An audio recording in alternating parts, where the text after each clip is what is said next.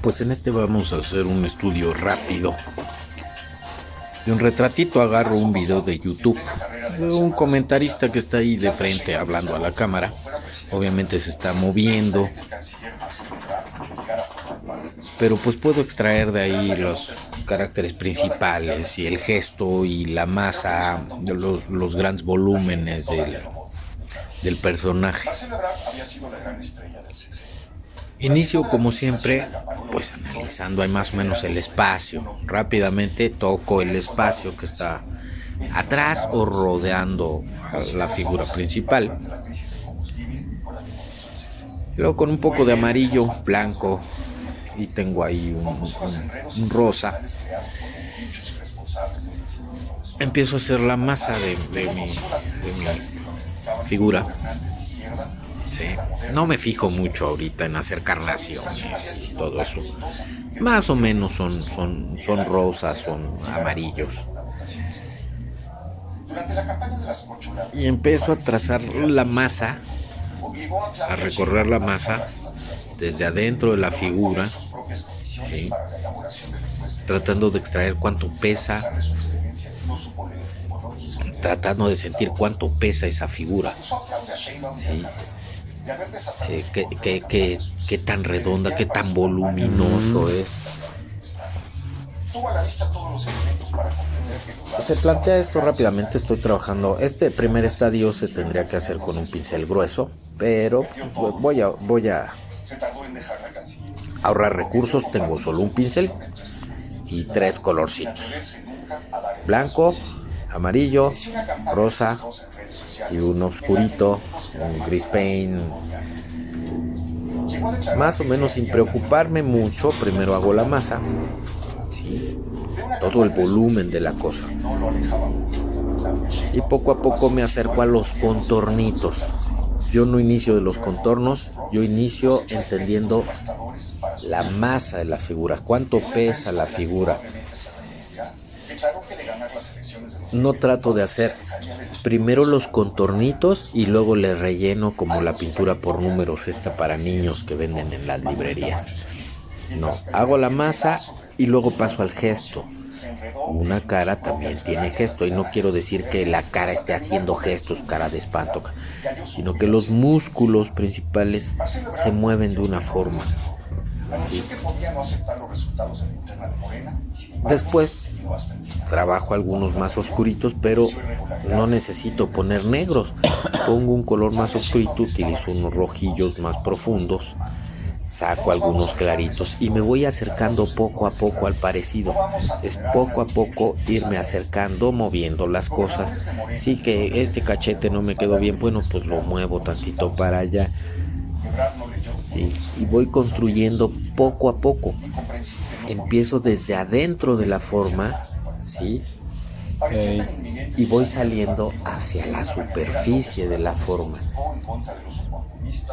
Es igual que cuando construyes una casa. Primero pones los cimientos, luego pones los castillos, las dalas, sí, las columnas, después pones los muros y hasta el final pones los detalles. En pintura se hace igual. No primero pones los detalles y después te pones a hacer los muros y los castillos. Primero tienes que tener la obra negra. O sea, la estructura general, el peso, lo que va a sostener todo lo que está afuera, todo lo que adorna.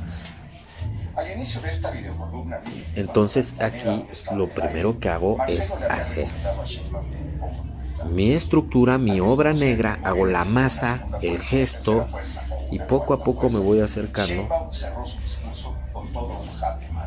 a los detalles, a lo que está en la superficie, a lo que podemos ver. Que si tiene una arruguita, que si el cachete es más largo, que si la boca está más separada de la nariz. Pero me voy acercando poquito a poco a los detalles. Y bueno, este sería el primer estadio de las cosas.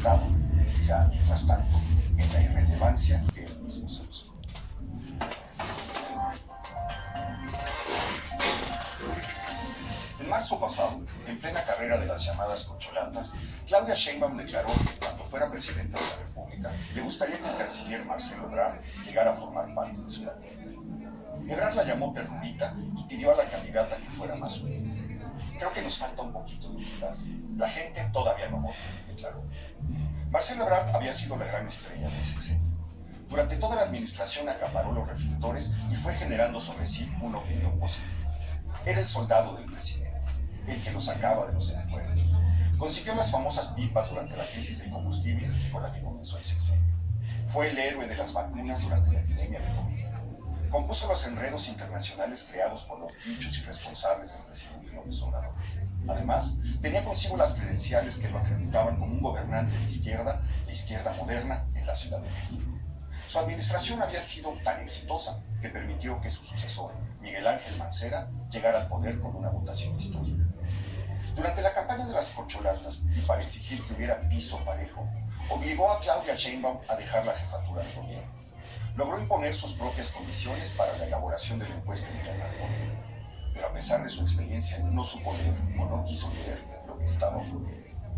Acusó a Claudia Sheinbaum de acarreo, de haber desatado en su contra una campaña sucia, de desviar para su campaña recursos de la Secretaría del Bienestar.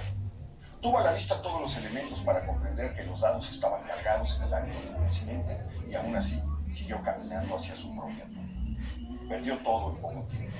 Se tardó en dejar la Cancillería.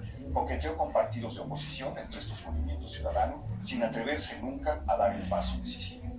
Inició una campaña desastrosa en redes sociales en la que lo vimos quedar mal parado y bordear el peligro. Llegó a declarar que crearía una nueva dependencia en la que estuviera al frente el diablo. De una campaña de sometimiento que no lo alejaba mucho de la de Claudia Sheinbaum, pasó a insinuar que podría no aceptar los resultados del proceso. Cometió error tras error y cosechó efectos devastadores para su imagen. En una entrevista de la que probablemente se arrepentirá, declaró que de ganar las elecciones de 2024 se alejaría del estilo personal de gobernar de López Obrador. Algo en su trayectoria recuerda la tragedia de su mentor, Manuel Camacho Solís, quien tras perder el dedazo frente a Luis Donaldo Colosio, se enredó en su propia telaraña, en la telaraña de su soberbia, hasta terminar convertido en una nulidad y halló su jubilación en el Senado. Marcelo Ebrard cometió error tras error. Anunció que podía no aceptar los resultados de la interna de Morena y, sin embargo, se quedó hasta el final. Cuando la perdió, denunció irregularidades y pidió que el proceso se repitiera. Claudia Sheinbaum estaba recibiendo entonces el famoso bastón de mano. No nos vamos a alejar de esa señora, declaró a sus seguidores Ebrard. No vamos a tolerar una dirigencia que nos haga esto, dijo. Gobernadores de Morena y el propio jefe de gobierno respaldaron en un desplegado los resultados de la consulta. Ebrard no leyó o no quiso leer lo que esto significaba. Incomprensible en un político tan fino, con una experiencia de más de 40 años. Parecía tan inminente su salida del partido que en una mañanera López Obrador despotricó en contra de los oportunistas, los convenencieros, los ambiciosos vulgares que no piensan en el proyecto. Finalmente, el tiempo se agotó. Movimiento Ciudadano se inclinó por otro candidato. Marcelo Ebrard se quedó sin cartas y regresó al redil con la cabeza baja. En un mensaje ofrecido el pasado 13 de noviembre, anunció que no iba a irse de Morena. Habló de una supuesta reunión con Sheinbaum en la que se inició, según dijo, un entendimiento que reconocía a su grupo como la segunda fuerza del partido. Pero el clavo final se lo clavó la propia Sheinbaum un día después. Sheinbaum dijo que el grupo de Marcelo no puede ser la segunda fuerza, ni la tercera fuerza, ni la cuarta fuerza, porque Morena es una sola fuerza. Al inicio de esta videocolumna dije que cuando la moneda aún estaba en el aire, Marcelo le había recomendado a Sheinbaum como unidad. Al desconocer que en Morena existiera una segunda fuerza, una tercera fuerza o una cuarta fuerza, Sheinbaum cerró su discurso con todo un jaque mate, recordándole a Ebrard que la soberbia no es buena consejera. Ebrard ha anunciado que estará en la boleta en 2030, 18 años después de que bajó la cabeza por primera vez ante López Obrador. Mientras eso ocurre, tendrá que conformarse con lo que le den. Como su mentor, con un capital político desgastado, vivirá mientras tanto en la irrelevancia que él mismo se buscó.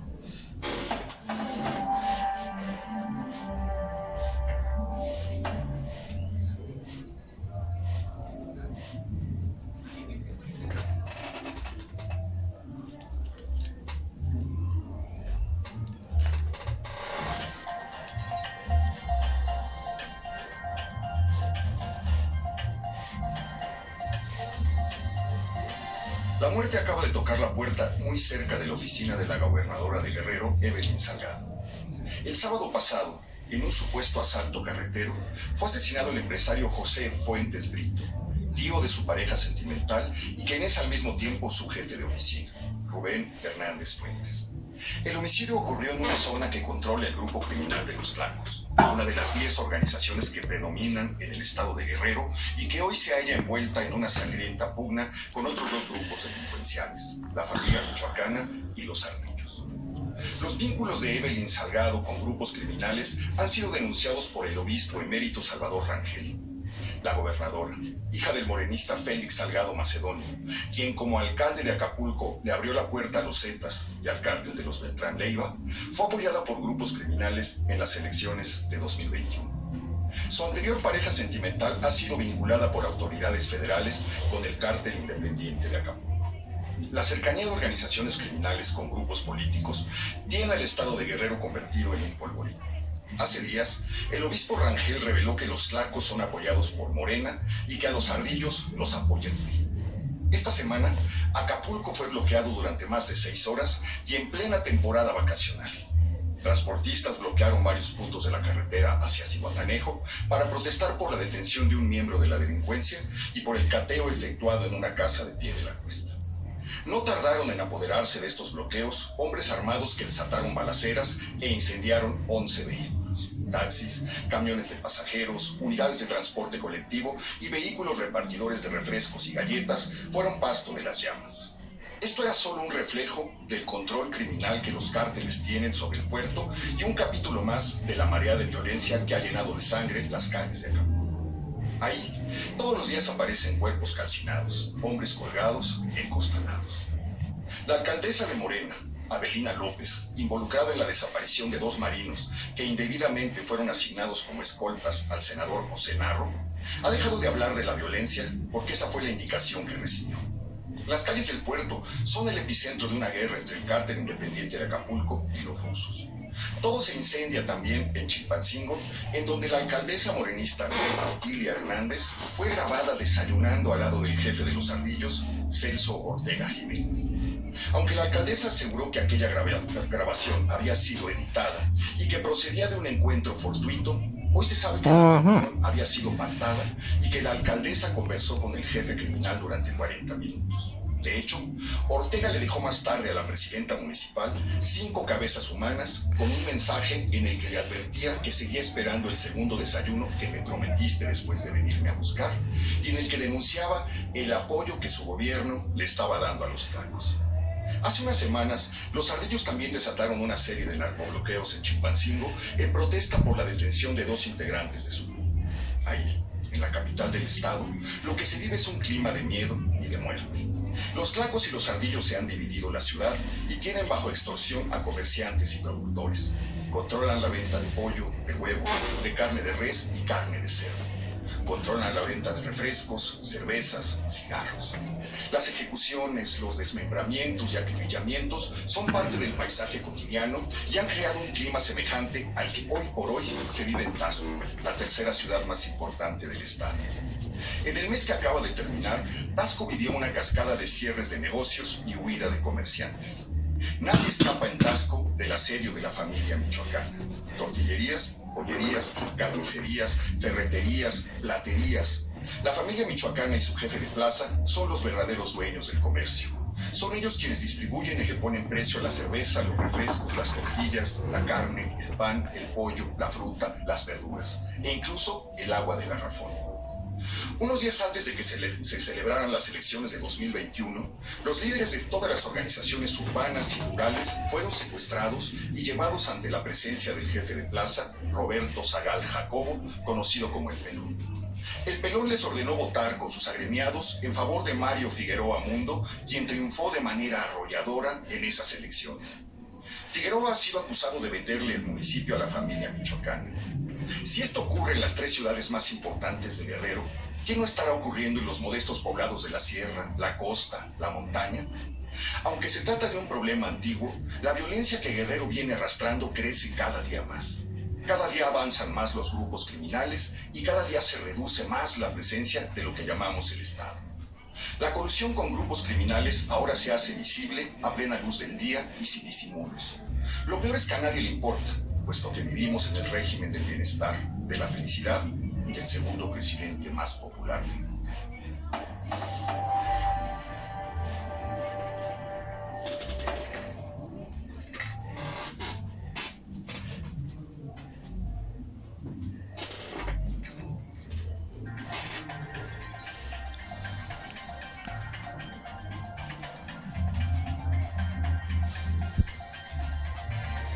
La Secretaría de Salud acaba de dar por terminada la emergencia sanitaria por COVID-19, luego de 3 años de que en México se reportaran los primeros casos y ocurrieran las primeras muertes.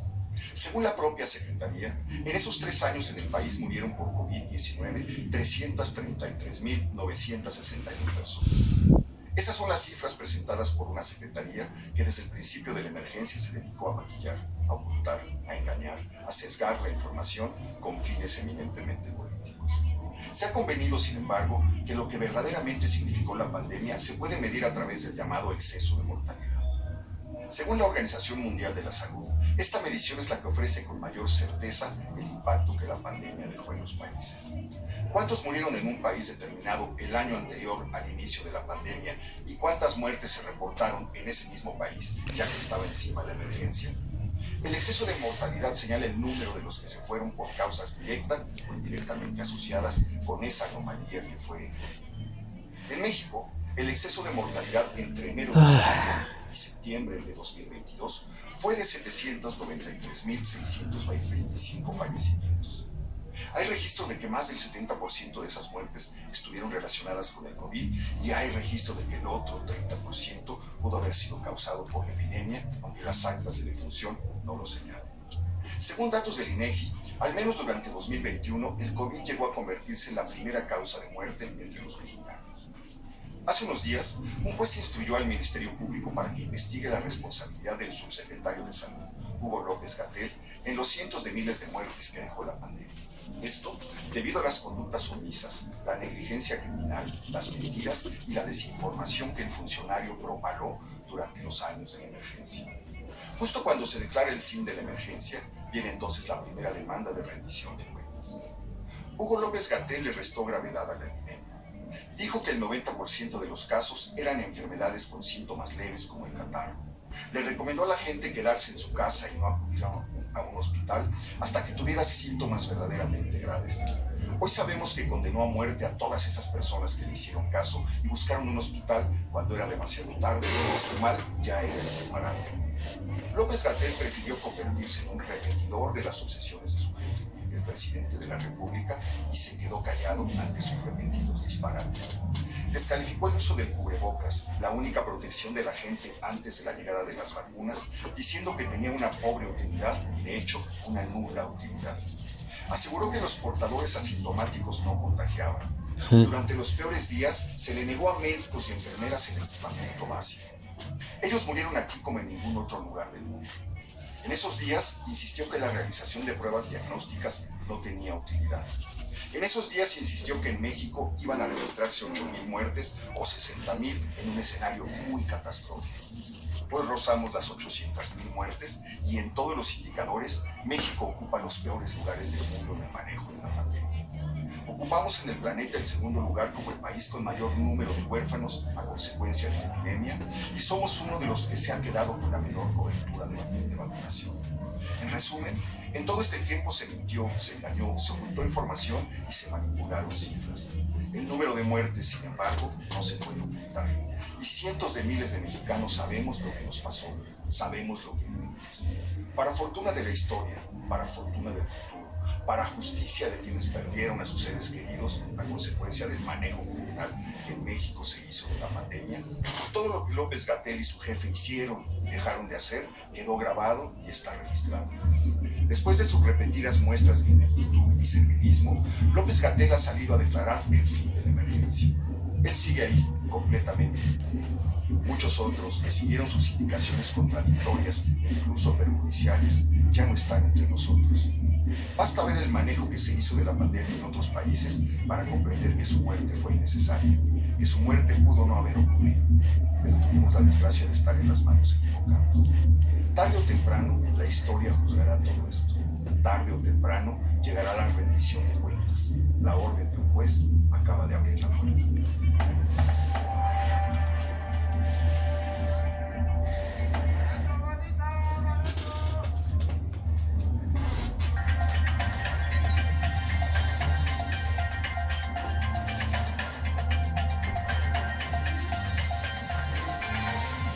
El presidente López Obrador, como él mismo lo ha admitido, sufrió un síncope el domingo pasado en Mérida.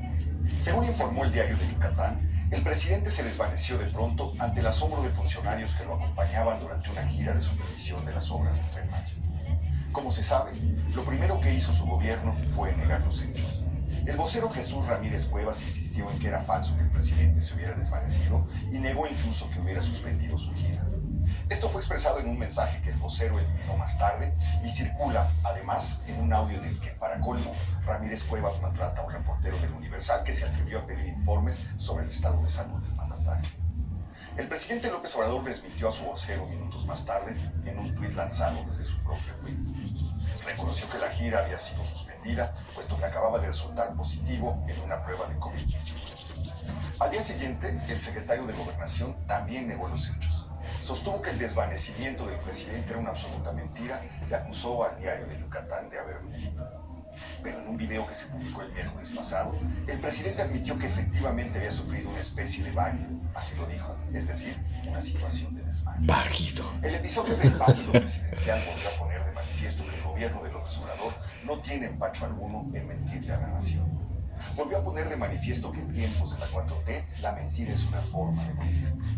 La organización Artículo 19 ha denunciado que el gobierno de López Obrador despliega sistemáticamente una estrategia de desinformación como parte de su política de comunicación. De acuerdo con Artículo 19, esto